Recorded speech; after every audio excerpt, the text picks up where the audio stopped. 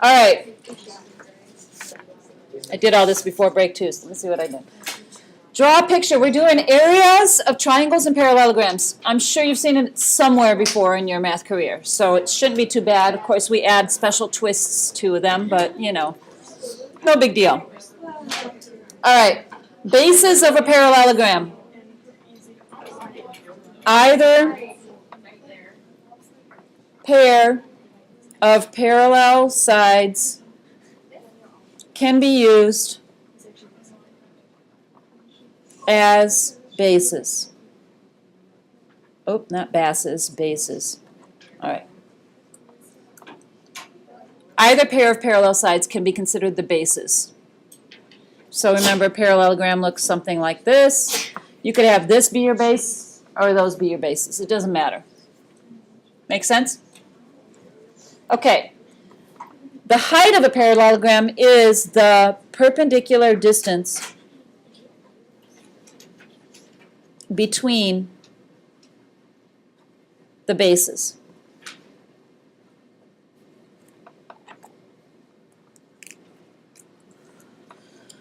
Oh, let me draw a better picture than that.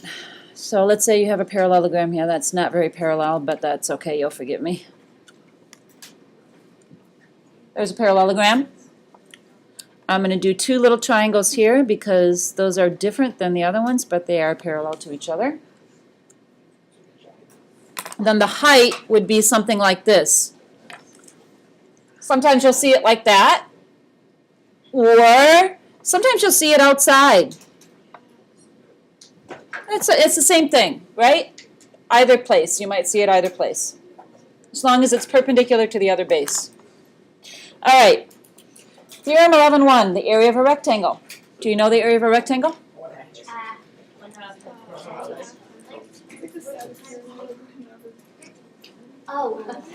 That's it. Base times height. Base times height. The area of a parallelogram is the same.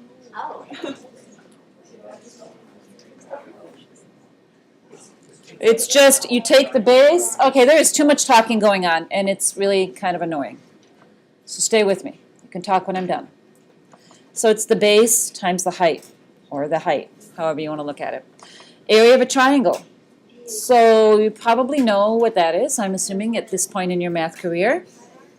1/2 base times height. So let's just draw a quick, you don't have to draw this, but if you have a rectangle, you know that the area of this rectangle is base times height, right?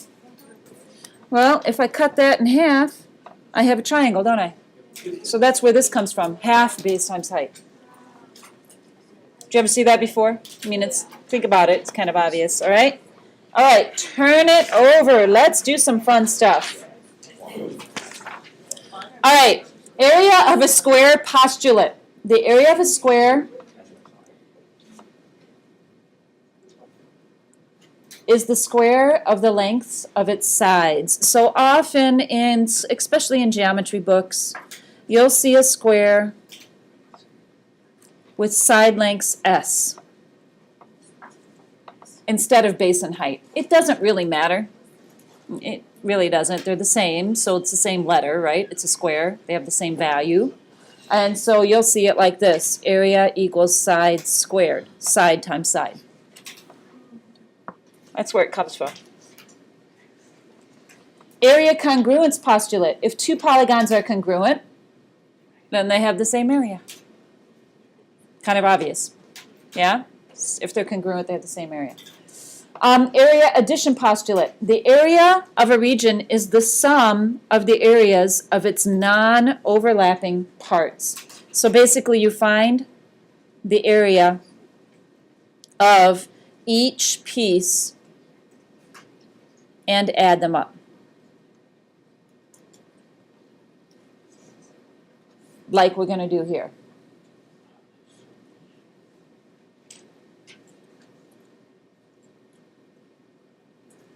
Except here, they have us do two things. We have to find the perimeter and the area. So let's just kind of work our way around this and take a look at the picture first. I started with area. It doesn't really matter. Area takes more room, so we'll do it here, and we'll do perimeter over here. But let's look what we have here. We have, what's this shape right here? Looks like a parallelogram, right? What's this shape right here? Triangle, and here is a triangle as well. We know how to find the area of both a triangle and a parallelogram, right? We do. However, let's start with finding this triangle right here. Let's find this area right here. In order to find that area, what do I need from that triangle? Yes. Do I have the height? Do I have the base? No. Can I find the base? Using what? See, you still have it even after a bunch of days off. So I have to find VU. I got to find VU. So I'm going to do that first. I'm going to use the Pythagorean theorem. 20 squared plus, I don't know, what did I put? X squared equals 25 squared, using the Pythagorean theorem. If I do all that math, I find out that VU equals 15. I'm going to put that right on my drawing because I know I have to find the perimeter eventually. Okay, so now let's look at my picture here. If I were to find the area of this triangle right here, do I have what I need there?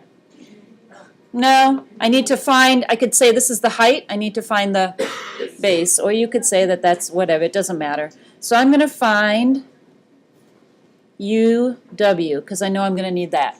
Again, I would use the Pythagorean theorem. I need to find this piece right here. I'm just kind of filling in the blanks right now before I do the actual area. Finding what I need equals 35 squared. And when I do that math, I find that UW equals 21. So I'm going to write that on my picture as well. All right. To find the parallelogram, do I have what I need to find the area of the parallelogram? What do I need to use? Right. So if this is 20, that means that this parallelogram height is also 20, correct? So you have to look at that picture a little bit just to make sure you got everything you need. Now we can find the area of all of them. So the first thing I'm going to do is find the area of triangle RVU. Equals 1/2 15 times 20, which equals 150. I'm going to write that right inside here. You don't have to, but it might help. I'm going to circle that.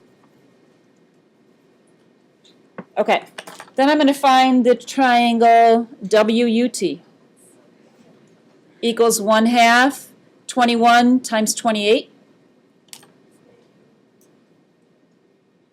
That's this triangle right here.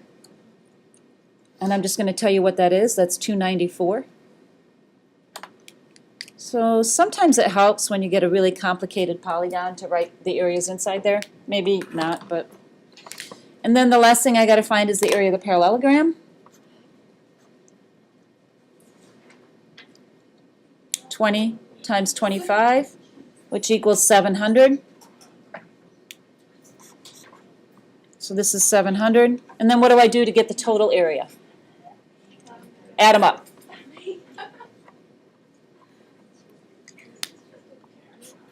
So the area of the parallelogram is 1,144 square units.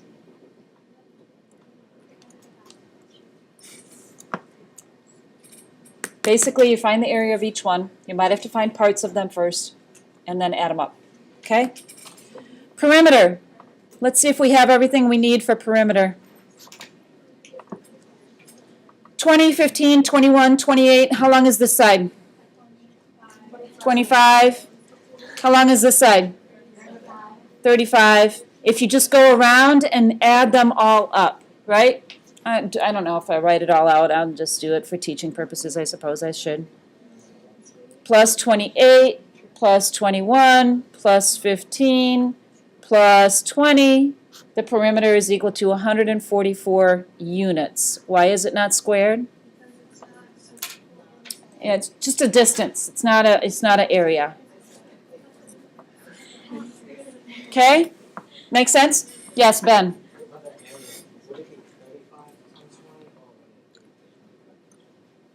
Oh, I did do that wrong. I wrote it wrong. 700 is right. I just wrote the wrong number here. Thank you, though. Yeah. Thank you, thank you. Okay. All right, let's do this next one then. The base of a triangle is 1/2 the height. The area of the triangle is 64 square centimeters. Find the base and the height. Okay, so I'm just going to draw a triangle. I don't know what it looks like, but I know they're talking about the base and they're talking about the height. So it says that the base is 1/2 the height. Well, let's make the height h. Then how could I represent the base? 1/2 h. I'm going to use the same variable so I can solve.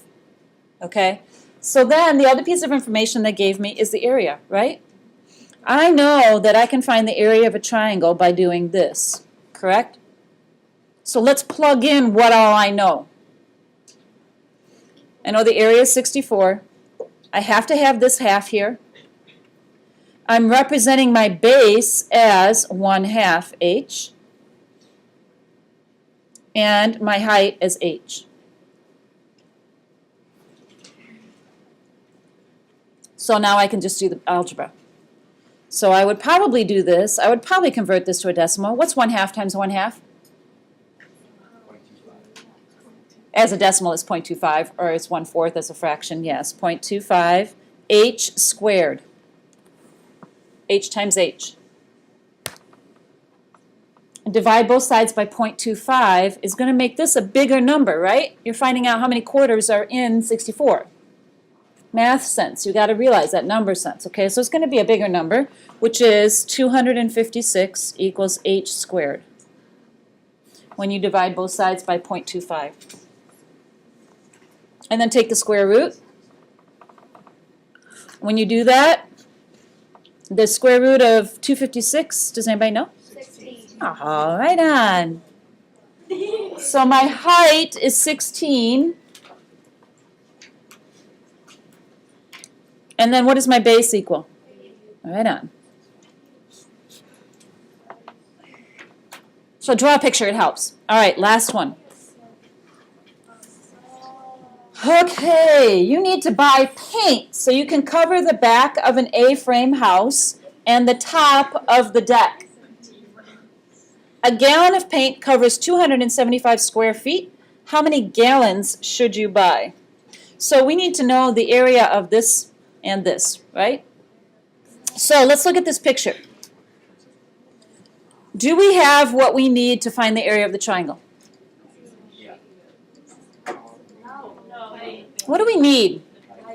We need the height, but can I figure out the height from this picture? So I know that the base of the triangle is equal to what? 30. Am I ready to use the Pythagorean theorem? How come I can use the Pythagorean theorem? How do I know that this is a right triangle here? Because what two sides are equal? The ones on the side. Because in geometric terms, this point is equidistant from this segment. There's the geometric terms. If that's true, this is perpendicular. Okay? So you have to remember that kind of stuff. Now, if that's true, that means that this piece is 15, and I can use this right triangle or the other one. I can use the Pythagorean theorem and find the height. Make sense? Thinking, you got to think it out first before you jump in. Okay, so the height of the triangle is equal to h squared plus 15 squared equals 38 squared. When you do that, you're going to get a decimal, and that's okay. We can use the decimal. It should be smaller than your hypotenuse, correct? Or you did something wrong. So think about that as well, number sense. All right, so I know the height is 34.91. I need to find the area of the triangle now. Area of the triangle is equal to 1/2 times its base, which is what? Don't say 15. Triangle. And then times the height, which is 34.91. And that equals 523.65. That's the area of the triangle. And then the area of the deck is equal to just 9 times 30, right?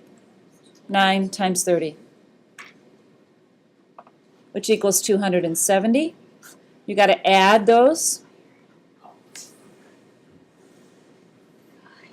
And you get a total of 793.65 square feet. How many can you cover with 1 gallon? So you have to divide, right? I didn't actually divide. I just did 275 times 2 in my head equals 550. So I know I need more than 2. 275 times 3 equals 825. So I need how many gallons? 3.